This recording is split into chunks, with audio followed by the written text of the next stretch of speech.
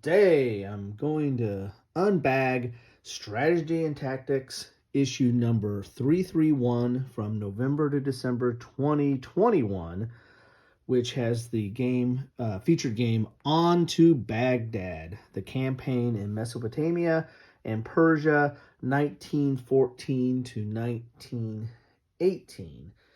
And this is your typical decision games, strategy and tactics production of a magazine game. You're going to get a magazine that will have some background on the featured game. Usually there's at least one article that kind of goes into detail on that. Then you're going to have other articles, and then you're going to have a game. And the way I kind of keep these, after I store them, I take out the rules, and I'll show you where that is in here. I take out the rules, the map, and the counters, which is the game components.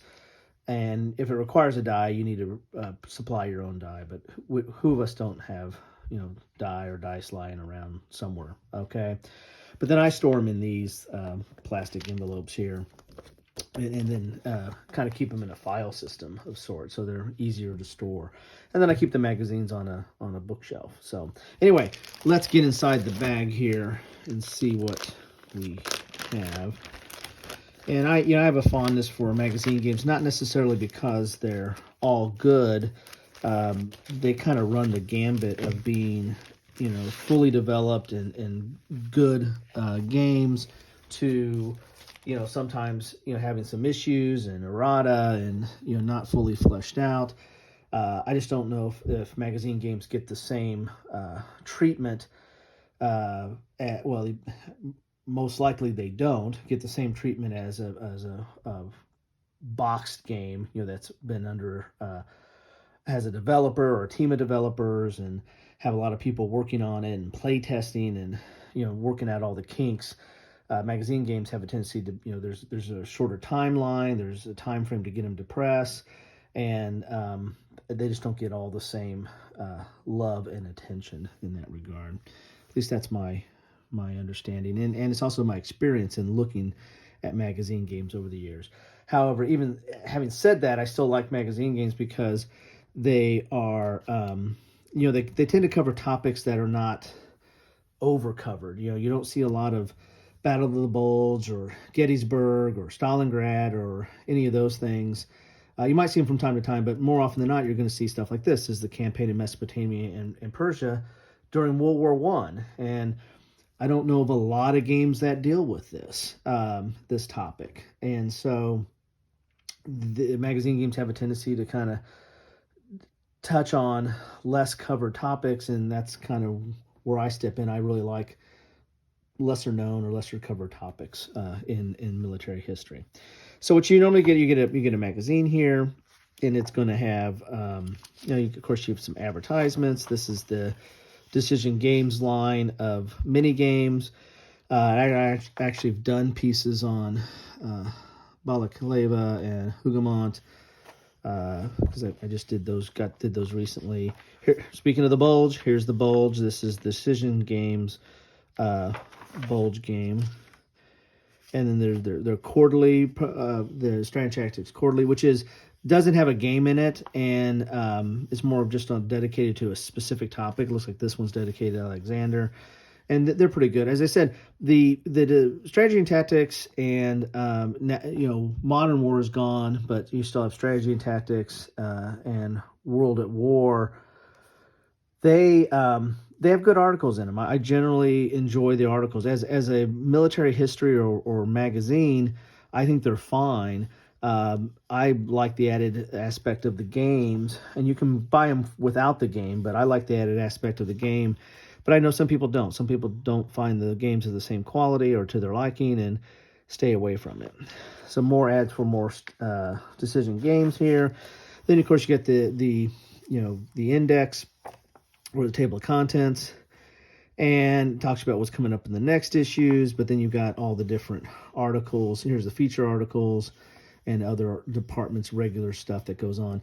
And of course, you're going to have an article here about On to Baghdad. This is the article focusing on the game that comes in this issue if you bought the issue with the game.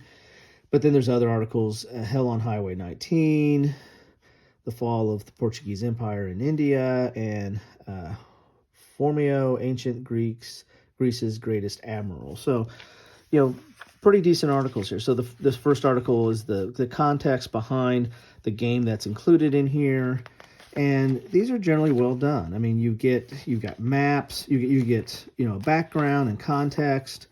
You've got maps that kind of give you the context and the situation. You have breakdown of the Turkish forces, breakdown of the Anglo-Indian forces, the siege of Kut al-Amara. This was one of the key battles in this theater that was kind of a pivotal point in this, and a little bit of insight about logistics. And here's more maps on the sea. So all in all, you get a pretty good feel for the game, and this goes beyond most published box games, that they might have some designer notes, or they might have some context and history, but not all games do that. And here you get that prepackaged in a decent article along with the game. Now the rules are set, and one thing I do like about Decision Games rules, in the way that they're presented, you have this little glue strip here that they're attached to this advertisement for their other games. Their other magazines, Strategy and Tactics, World at War, and a little advertisement for their games, or order slip for their games. But there's a little glue strip there, and so you can just peel this off and remove these rules. And I usually do that. You remove the rules, put them with the map and the counters, and put them in one of these envelopes, and then they get stored away in kind of a file system. I have a lot of these games, but not all publishers do this. Some publishers, they have a tendency to staple these in the middle. So you basically have to rip these out. You have to undo the staples and move these out. And then you've got these loose leaf rules that you either have to restaple, or in my case, since I keep them in here, I can just put them in here and kind of keep them together and not worry about that too much. But a lot of times they have a tendency to, other publishers too, is they might put charts and stuff that are set in this area as well. I don't know, it's just not as convenient, and it's a little bit more cumbersome, and you have to kind of deal with it a little bit differently. I do like the way this is easily to pull these out carefully, but pull these out and keep these separate. I do like that. So you got the rules here for the game, and the rules are standard fare for magazine games. They tend to have color. They tend to talk about the components. They're done in this paragraph section type system. I don't find the Decision Games rules especially easy. They kind of have a set flow to them. So if you're used to their rules, a lot of the rules look the same, but they're not. I don't think they're really winning awards for, oh yeah, this is the easiest and most accessible set of rules. I don't find them that way. I don't find them especially difficult, but I don't find them especially easy. They're just kind of what they are. But you get all your rules here, and this one will have a total of, looks like we've got 16 pages, which I think is standard for their rule sets. They got about 16 pages. There's scenarios at the last page here, and then you have some charts, it looks like, on the back page. So maybe about 15 pages of actual rules. But then you can pull those out, and then you've got a magazine. You've got the rest of the articles here. So this is the article continuing. So it's a relatively good size article about the looks like it's on the background for On to Baghdad. Then you got designer notes here. So as I said, with these magazines, you get everything. You get a little bit more probably than what you would get in a normal box game as far as background information and context. Hell on Highway 19. This is this article, and as you can see, you get photos and maps. So relatively well done information. This is about the Vietnam or the Indochina War. Yeah, so they're talking about mobilization from 53 to 54, so that's the lead up to Vietnam. or U.S. involvement. The fall of the Portuguese Empire in India. Don't see a lot of information on that. That should be interesting to read up on this. I don't know of any games on that either. Formio, Ancient Greece Greatest Admiral. So, as I said, I find these, there are other military magazines or military history magazines that don't have a game and they're just dedicated to that. I mean, this to me is fine. This is, I haven't really found a lot of huge issues with not finding these informative and, relatively, I assume they're accurate. I'm not a historian by trade, but going through that, they seemed relatively researched and they have seem to have backup or support for what they're trying to say on these things. So anyway, so that's your page through here. We're talking about some drones here, it looks like. So all kinds of different articles in here. So this issue looks relatively interesting, but this is standard for strategy and tactics. And you got some feedback here. But, it looks like an extra long article on this on to Baghdad, which, to me is kind of an interesting piece. World War I is, heavily on the West Front. There's some on the East Front. I mean, to me, it's kind of like the difference in World War II. There's a really heavy East Front and somewhat equal, on the West Front, but in World War One, to me, I find a lot of stuff more heavier on the West Front and not as. And then probably second is the East Front, and then this is kind of left off to the side, and people really don't cover the Middle East or the Mesopotamia and Persia. There's really kind of three theaters down here. You have Mesopotamia and Persia, which this covers, and then you have the African theater, which there's a few games out on that, but that's an interesting. Aspect of that's kind of different than this is the African theater. So what you get with this, you're going to get the counter sheet, which is fine. Decision's doing better on their counters. Their older counters seem to me have a lot more dog ears and nibs, and these I think come out a little bit easier now. As you can see there, that comes out a lot easier, cleaner. For those who don't clip, I did buy a clipper, but I'm not going to go back and clip all my games. But I probably will clip some older Decision games, especially some of their magazine games or some of their folio games that were really bad about the nibs. But these, I don't think I don't think I need to clip. I mean, when they're that clean, I don't mind that much. And I don't need to have everything clipped, and it'll take me decades to try to get everything clipped. So you got some leaders here. You have Lawrence of Arabia, brought to fame by the movie and the writings and stuff about T.H. Lawrence. So you got some supply, it looks like here. So your standard fare, you got your NATO symbols, and then your standard fare, you got some naval and the like. So and you got the leaders for the Turks over here, or the Ottomans. And you got some entrenchment. So, pretty interesting. What's one counter sheet, double-sided, not a lot of information on the other side. Looks like it's mostly like supply type stuff and some air stuff on the other side.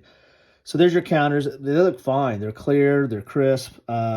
Standard fare on notations. I'm not sure if that's attack and movement or strength value and movement, but there you have it. I mean, pretty clean and crisp, and it looks like they come out pretty easy. So, not unhappy with that. Then you get your map here. I don't know if I've got this out big enough to see the whole map, but let's see what we got here. So there you got your map. Looks like it looks like you have the turn track here. Looks like it's situated this way, but the countries are listed this way. So maybe this is the how you can read the different areas. You got Mesopotamia. So yeah, it is laid out this. I think situated north-south is probably this way. Don't see the compass on here. But you got Baghdad, you got Mosul, you got your Persian Gulf over here, and then you have your Kut al-Amara. This was that siege that I was talking about earlier. It's kind of situated kind of towards the middle of this area, but a clean map. The hexes are pretty good size. Roads, rail, cities. looks like they're pretty well lined out. You've got rough terrain, mountain terrain, water. You got marsh here. So looks pretty clear and easy to look at, and distinct. Got a lot of marsh down here. This is, of course, all along the Tigris. A lot of marshy area there. So looks pretty clear. I mean, it's a little somewhat muted. I mean, you just got dark brown and green and kind of a lighter color white with some marsh. But, I mean, it looks like it fits, right? Looks like it's fine there. And then, of course, you have these charts here.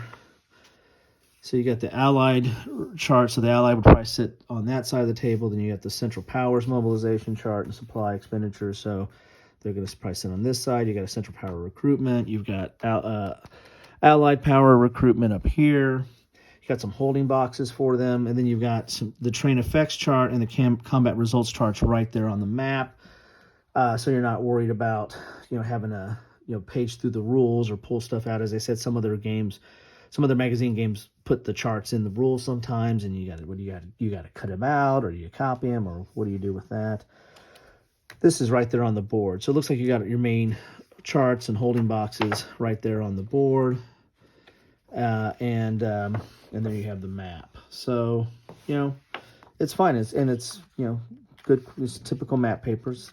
Decent thickness. So that is what you get in a bag of strategy and tactics number 331, which covers November to December 2021, which is featuring the On to Baghdad, the campaign in Mesopotamia and Persia, 1914-1918. So if you're interested in that topic, if you like strategy and tactics and you like their coverage and like their games, then this is probably a no-brainer. If you're interested in this topic, I don't know of a lot of games out there that cover this, at least to this scale.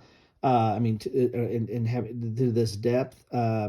Maybe there's a lot of stuff out there I'm missing, but I don't know of a lot. So this kind of fills in a niche or a little gap in my collection as I put together, some of the great some of the more significant wars and battles in history that I've been doing for several times, and this kind of fills in a little void I had there. So if you're interested in that, then this looks pretty good from that perspective, and everything looks pretty decent. Now, I haven't been through the rules, so I don't know if the rules are easy to get into, and this all makes sense, and it's easy to play. But definitely looks from everything I've seen, I'm pleased, and I think it's going to meet my expectations. I don't have super high expectations for magazine games, but I think it's going to meet my expectations. And I think I didn't mention, this is Joseph Miranda. He's one of the, more prolific magazine game designers. Does a lot of games for, I think he does that for other publishers, but I think mainly for decision games and strategy and tactics and World at War and those and the like. He's done a lot of magazine games, and so this is probably fits into his standard format of how he does magazine games. So anyway, that's what I have for today. If you like this, have any comments about it, if you hate magazine games, feel free to leave your comments. If you like magazine games, or if you're interested in this title or this topic, feel free to leave your comments. As always, thanks for spending some time with me.